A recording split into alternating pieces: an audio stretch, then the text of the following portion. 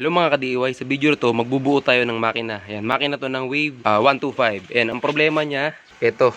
Ayan, yung connecting rod niya mismo, yung connecting rod, medyo magaspang tumunog. Ayan, kung makikita nyo, ayan.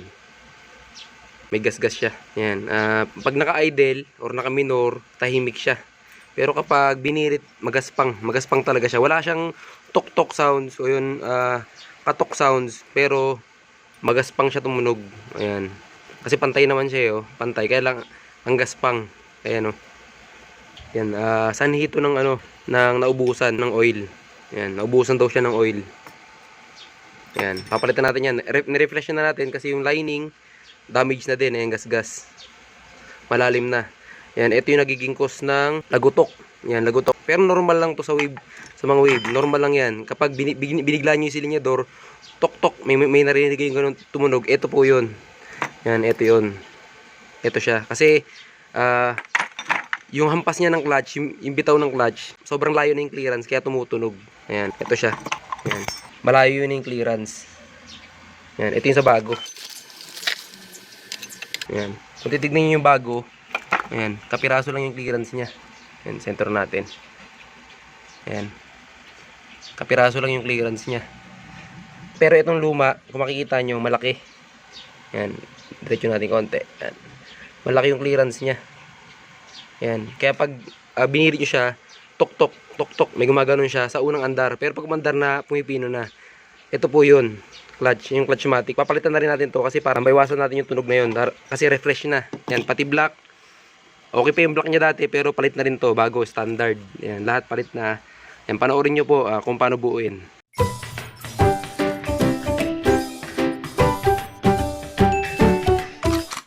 Ayan, bago pala tayo mag-start, papakita ko yung mga pyesa.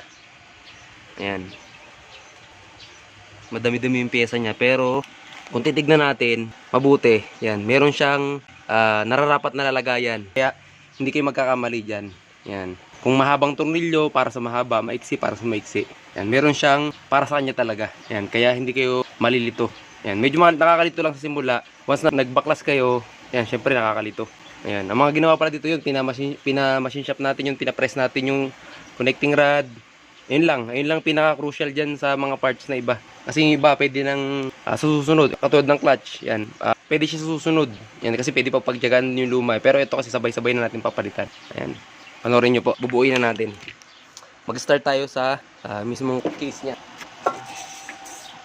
Ayan. Dito tayo sa may engine number, banda magsisimula. Ayan, ikabit ko na yung sigunyal.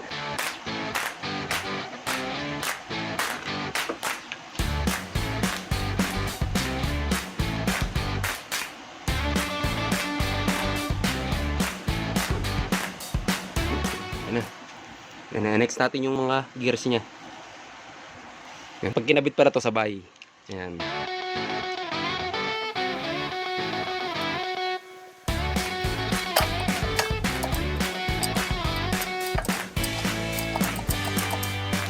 Ayan, okay na siya.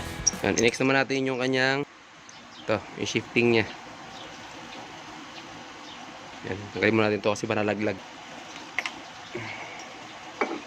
Tapos kabit natin yung kanyang pag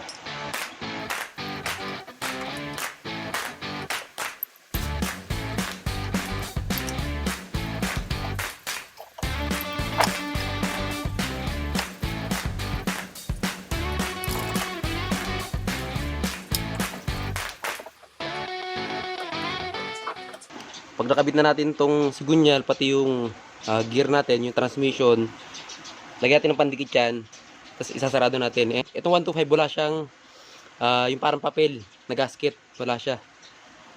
Lagyan lang natin siya ng silicone. Ayan. Ang gamit ko ay ito, Beta Gray. Ayan, kasi matigas siya. Ayan, pwede naman kayo gumamit ng kahit ano, yung 3-band, yung Sparco ng 1101, okay lang din siya kasi magandang klase rin siya. Ayan. Ito lang gagamitin ko kasi ito lang yung meron.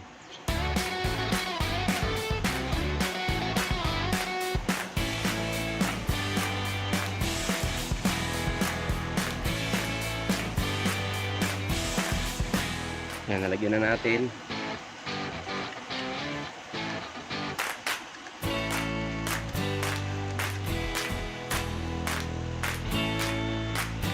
Yan, Yan, after malagyan natin ng silicone, lagay natin to. Huwag nyo kakalimutan tong kick. Yan, minsan kahit ilang beses ka nang nagbukas ng makina, ito, minsan nakakalimutan. Ayan, naisara na, nakalimutan pa.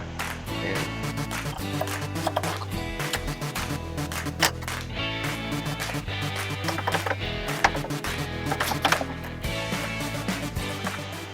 Okay na siya, lagyan natin ng screw. Babalik rin natin siya para malagyan ng screw. Ayan. Pag nagkabit kayo, kailangan lahat lapat, paikot. Bawal yung may nakuwang kasi pwedeng may maipit na washer sa loob. Yan. Iiwasan natin yun para hindi mag-crack.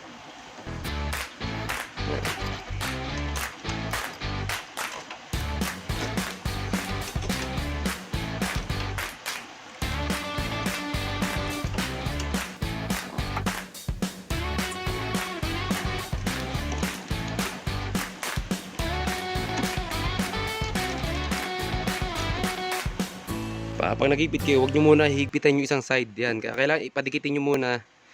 Partial na higpit lang. Yan, kabilaan. Or pag ganito, gitna. Yan. Tsaka nyo higpitan yung iba. Kasi importante doon, lapat siya. Yun lang yung purpose nun. Yan. Ngayon, kung dikit na lahat ng tornilyo natin, tsaka tayo mag-start maghigpit. Wala tayong gamit ngayon na torque wrench. Kaya ito, tansyahan lang muna.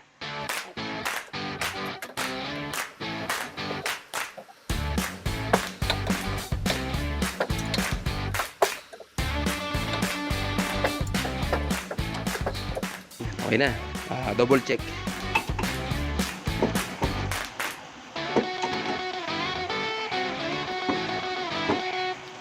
Ayan, okay na. Ayan, babalik rin natin ulit doon tayo sa kabilang side. Ayan, sa mga motor na yung cambio niya minsan hindi pumapasok or bumibitaw, ito po i-check nyo. Itong star na to. Ayan, dito siya nakakabit. Itong portion na to. Ngayon, kapag kumambyo kayo, kalahati lang siya. Dito lang siya pupunta sa ibabaw. Tapos magtutuloy niyan itong spring. Yan, itong spring na to. Yan. Once na lumambot to or naputol yung spring, yung cambio nyo, minsan hindi nyo na mapalitan. Or kaya bumibitaw kasi hindi niya natutulak na maayos. Yan, pakita ko sa inyo mamaya. Kakabit ko muna.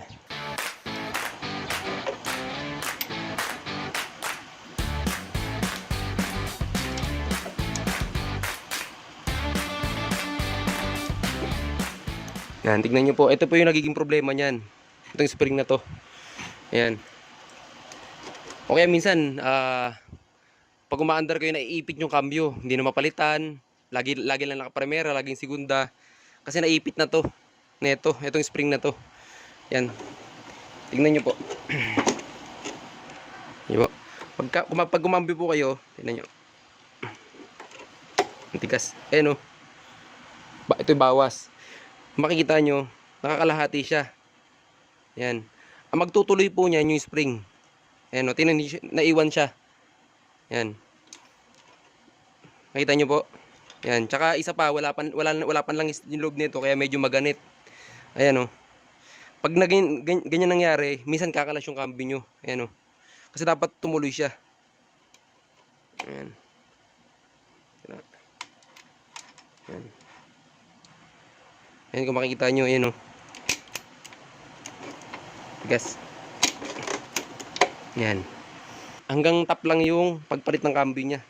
Ang magtutuloy sa kanya itong spring, ha. Lagi nyo tatandaan, kapag yung cambio nyo kumakalas at wala namang maingay sa loob.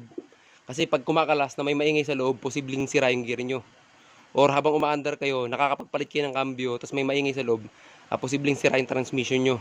Pero kung naiipit yung cambio nyo, ito po yung problema nun, itong arm na to.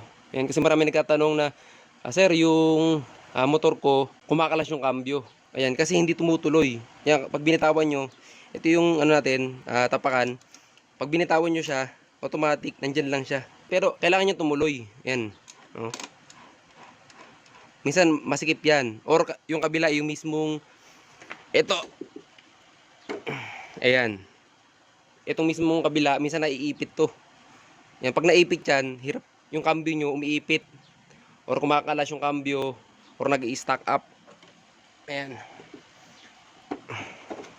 Yan, ito lang po yun. Ito lang po yung problema nun. Ayan. At isa pa pala, pag naputol tong spring na to, ito minsan napuputol to eh. Pero bihira lang yon. Napaka-rare po na case nun. Pero kung sakaling maputol to, or sumobrang lambot, hindi po kayo makakapagpalit ng cambio. Mag-i-stack na siya kunyari, neutral, primera, ayun lang siya, neutral, primera.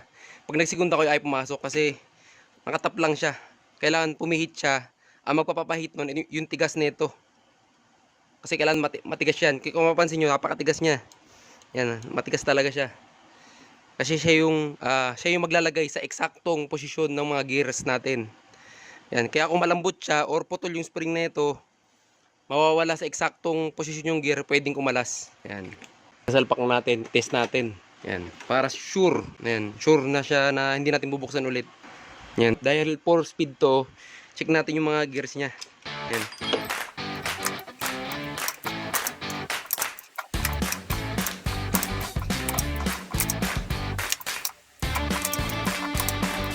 Neutral, tapos dagdag.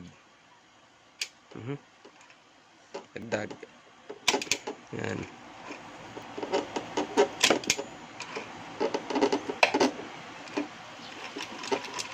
Ayan, umiipit siya kapag hindi pag hindi siya sakto. Minsan ito magaspang. Ito kasi dahil hindi siya gumagalaw dahil wala pang oil yung loob. Ayan. Medyo maganit pa siya. Ayan. Fourth gear, neutral ulit. Okay na siya. Okay na. Kabit na natin yung mga dapat ilagay. Ngayon, pag naggalas tayo, huwag natin kakalimutan yung maliliit na ganitong parts ito. Kasi pag nalaglag to, problema. Ayan. Pag nawala, problema din. Ayan, iingatan yung mga pwedeng matanggal. Ito nakakabit sa sigunyal to. Sa ating oil pump. Ayan. Ito siya nakakabit. Pag nakalimutan yung ikabit to, problema. Kasi dahil yung bomba ng langis natin, maiiwan to. Maiiwan siya. Kasi wala naman nakapress dito kasi yung clutch bell natin dito, naka-freewheeling po yun. Kaya posible ito, pwede siyang mag-steady or umikot siya ng bagya. Hindi siya iikot ng sasabay sa RPM ng mismong makina. Kaya yung langis natin, magsasuffer, masisira yung makina natin. Yan. Huwag nyo kakalimutan itong mga maliliit na to. Yan, ito siya. Ganyan natin. Yung pagkabit naman ng ganito, ng gear, ayan. Kasi kung makikita nyo, pares na ng groove. Pares dito, pares dito. Kaya pag kinabit natin siya, kahit magkabaliktad, walang problema. Okay na. Kabit na natin itong ating clutch.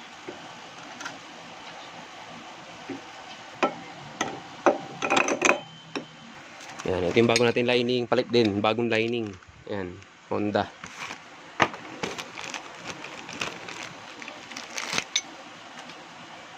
Yan, so mga magkatanong kung magkano itong clutch na to, nasa 350 lang po yung original. Yan.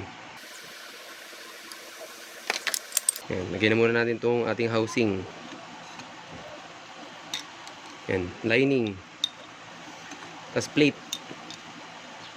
Yan, kung magkabaliktad kayo sa plate, walang problema, walang issue po yun. Yan. Plate. Lining. Plate. Lining. Plate. Tapos lining. Yan, ganyan po siya. Tapos ikabit na natin to. Yan. Pag kinabit nyo, kailangan nakasentro siya sa gear. Yan. Yan. Yan. Gitna siya. Yan, okay na siya.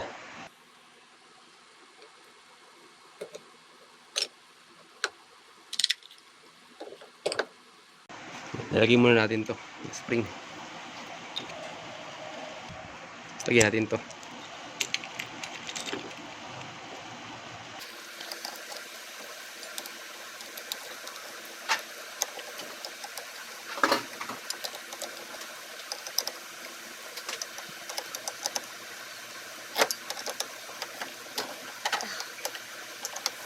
Yan, pag hinigpitan nyo to, saktong higpit lang kasi hindi pwedeng sobra-sobra, magbabasag dahil aluminum siya.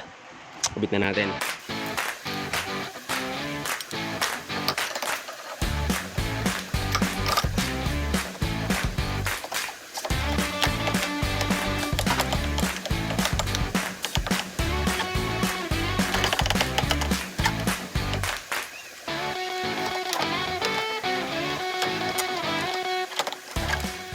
Ayan.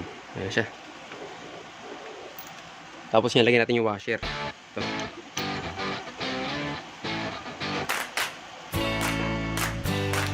So, ito.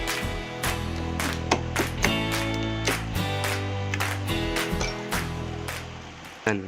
Hipitan na natin. Teknik ko dito, pag naghihigpit ako, gumagamit ako ng gear. Ito. Kasi kung iipitan mo dito ng matigas yan, dito sa may mga gear niya, example, screwdriver, mababali po yung mismong gear niya. Yan, hihiga siya. Hihiga siya, kaya dapat, pwede nyo lagyan basahan. Yan, ganyan, basahan. Yan. Kaya hindi ko na siya ginagawa yung basahan kasi napapuwersa yung mismong housing. Yan, kasi pinipilit niyang ipasok yung basahan sa loob pag naghigpit. Kaya itong gear ginagamit ko. Yan, pinaka-safe. Yan. Ito yung lagi kong ginagawa. Yung iipit nyo siya. Yan, sa kabila dito. Pag maghihigpit lang naman.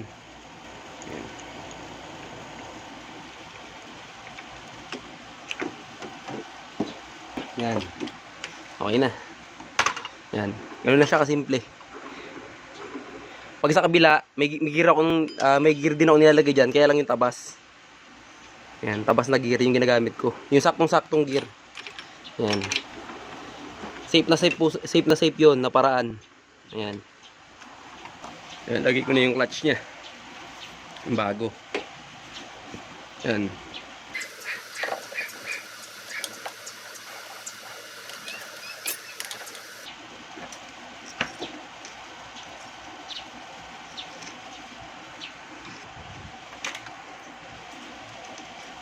Ayan. Tapos pag ihigpit ko naman dito, ayan, syempre DIY din. Ayan, DIY din yung ginawa ko dito. Kasi meron akong Y. Meron akong Y, kaya lang naiwan ko sa bahay. Ayan.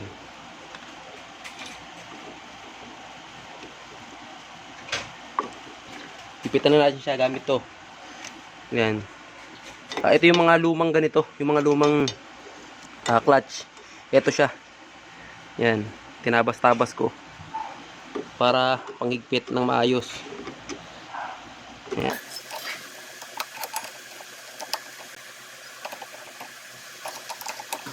Ayan, medyo matigas.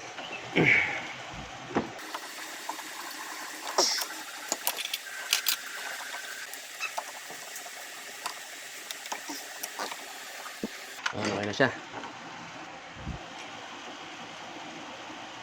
Nga pala, ito, bakit kailangan na may ganito? Yan, kung tutusin wala siyang silbi. Yan, wala siyang trabaho. Pero ang trabaho niya, lahat ng dumi ng makina dito na pupunta. Yan, may filter siya dito, ito. Yan, malalaki butas, ayan o. Dito nakakabit yung filter na yan. Tapos, pag pumasok dyan yung langis, lahat ng hindi niya kayang salain, napupunta po dito yan. Yan. Yun yung silbi nito. Kaya dapat lagyan nyo siya ng gasket. Kasi kung hindi nyo siya lalagyan ng gasket, tapos magkakaroon siya ng puwang, yung dumi, lalabas lang din. Ayan. Yun lang yung purpose nito. Yung cover na to. Kahit wala siya, okay lang. Aandar po yung motor. Kasi yung langis, lalabas dito. Lalabas yung langis dyan. Ayan. Pero ang trabaho nyo talaga, mag-filter.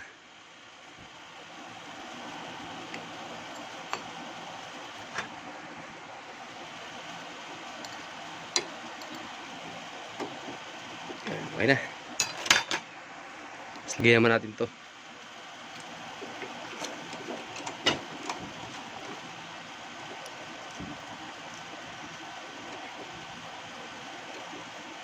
Yan, pag nilagay kayo nito, huwag nyo alalahanin yung kung paano nyo kakabit dahil pattern naman siya. Kunyari, ganyan yung shake, kinabit. Yan, naiusog siya para dumikit dito. Kahit ilagay nyo siya dyan, pag inikot nyo to, babalik ulit siya dyan. Ayan. Yun lang yun. Tapos lagyan na natin yung babaw.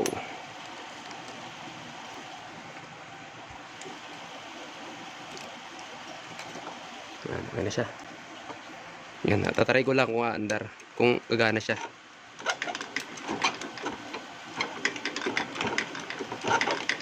Okay na. Yung bearing.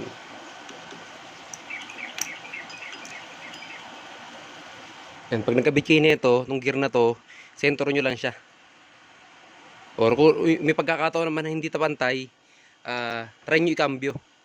Yan. Lalo yung mga Wave 100 or yung mga China na motor, meron niyang housing na once nagkamali kayo, pwedeng hindi siya matapakan ng gusto. Kaya bago nyo ikabit, testing nyo muna din. Yan. Yan. Ayan, okay na siya. Yan, pwede na natin siya isara.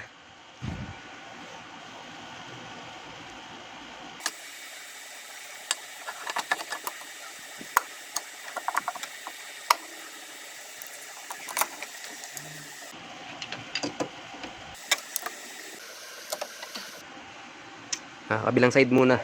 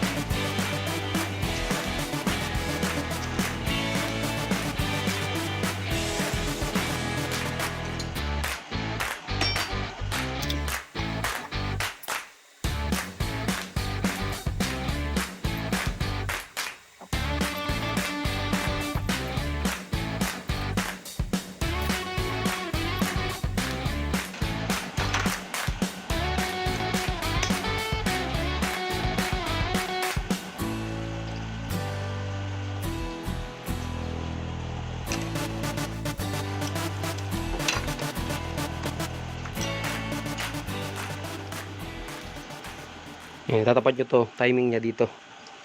Yan, kasi ito maluwag. Yan, maluwag yan.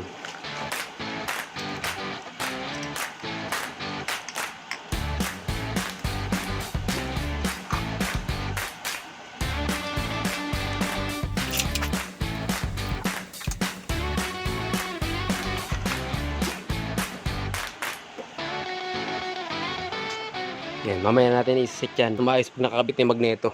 Ayan. Pero kung walang magneto, diretsuhin nyo lang yan. Ayan. Kung gusto nyo na agad ikabit. Pero mas maganda nandiyan yung magneto para sure.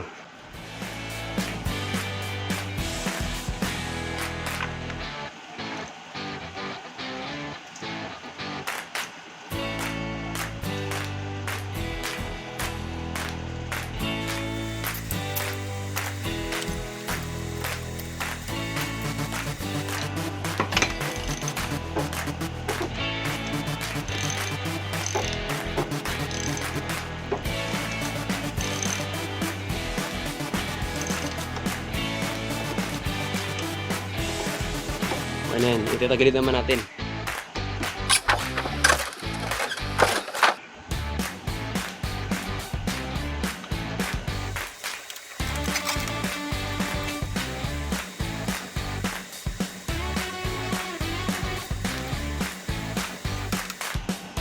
Ibitin natin yung mga dawel.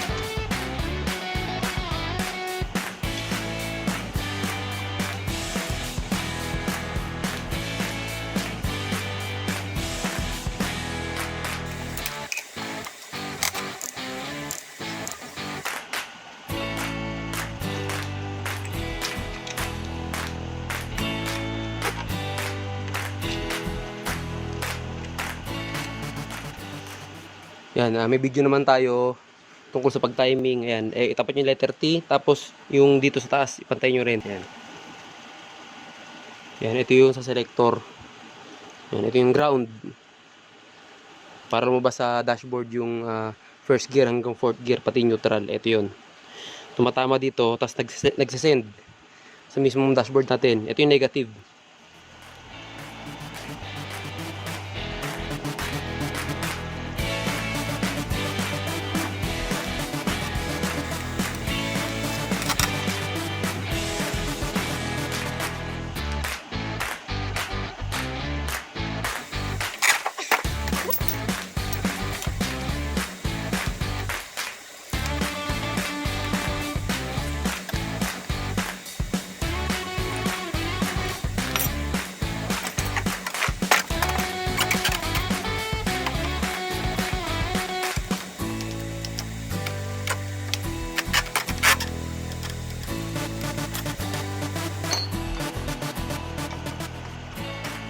Yan, paano yung tamang kabit ng tensioner. Ayan, kung mapapansin nyo, mayroon tong pitan.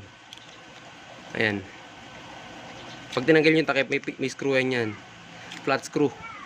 Ayan. Pag kinabit nyo yan, huwag nyo kagad higpitan kasi may stretch, mababanat yung timing chain natin, magkakaproblema tayo. Ayan, huwag nyo higpitan. Kaya dapat ang gawin nyo, ayan, i-screw nyo muna siya. Ayan. Makita nyo? Ayan. Pag binatawan nyo siya, ayan, mangat, diba? Ayan, mangyayari sa loob yan, itutulak niya yung chain. Ayan. Kita nyo. Ayan, pag nagigpit kayo, huwag nyo agad bibitawan. Pasagarin nyo muna yung mga tornilyo. Ayan. Okay na siya.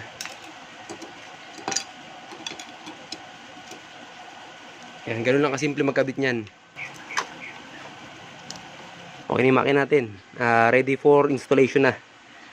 Ayan, napakahirap magkabit ng makina kapag pagod na tapos mag-isa lang. Ayan, ako lang kasi gumawa ngayon. Hindi makalabas yung mga pinsan ko. Kaya ako lang gumagawa. Iangat na natin.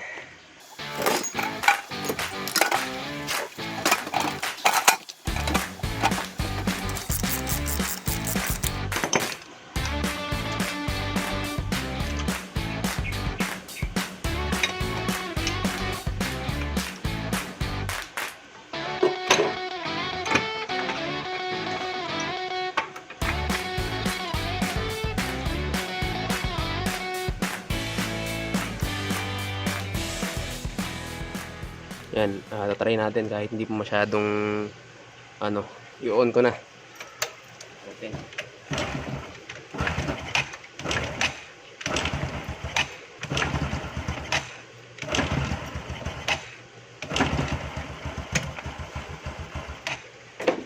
Yan, napanis na yata yung gasolina.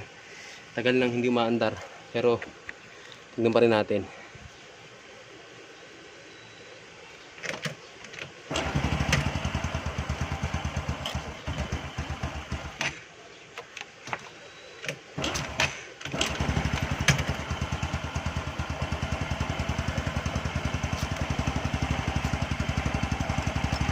Ayan. Sobrang tahimik niya. Ayan. Medyo may singaw pa yung tambutso. Kaya ano natin. Paikutin muna natin yung langis.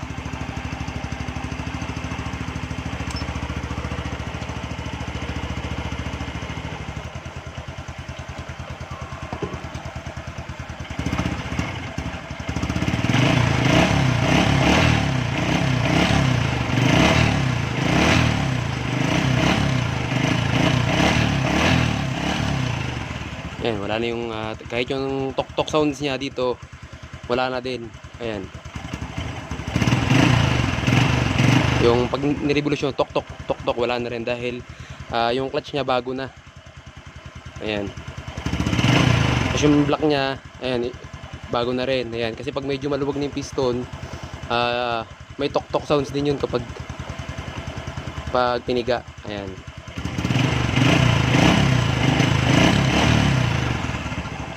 Maluluwag pa yung mga tornilyo kaya medyo may maingay pa yan. Wala pang mga tornilyo kaya medyo may mga ingay pero sobrang tahimik talaga ng makina. Ayan. Successful yung ginawa natin. Tatry ko naman yung cambio kung ano siya, kung okay. Ayan.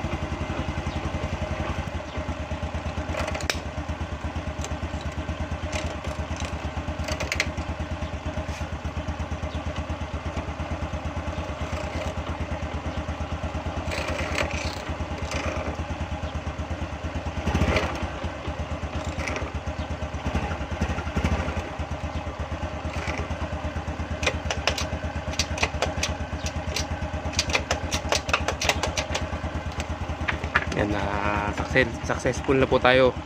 Yan, okay na po yung ano niya, makina niya. Ayan. Kabit na natin.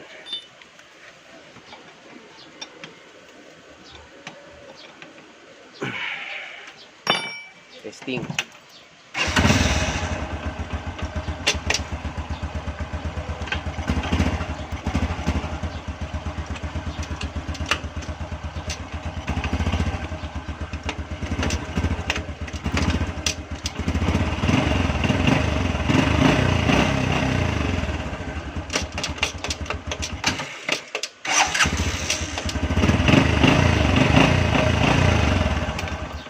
Yan, okay na siya. Okay na yung motor natin. Matutuwa na si customer niyan. Yan. Ang gagawin lang sana talaga namin nito, papalitan namin yung block niya kasi gusto niya lang brand new. Yan ang problema. Nung sinilip ko yung panggilid, kalug na yung sigunyal. Kaya sabi ko, palitan na natin. Total quarantine naman. Yan, may nagbubukas pa rin kahit papaano ng shop. Yan, nakabili kami ng parts niya lahat. Ang pinakamatagal lang yung machine shop kasi wala nagbubukas na nagpe-press. Ayan. Yan, etong head nito bago ng mga valve niyan. Kaya lang hindi ko na videohan. Ayan, yung pag-assemble lang. Ayan, sa simpleng tips na to, sana may natutunan kayo kung paano magbuo ng makina. Ayan, maraming salamat po. Meron ba kayong gustong topic para sa susunod na video? Mag-comment na! Huwag nyo kalimutan mag-like and subscribe!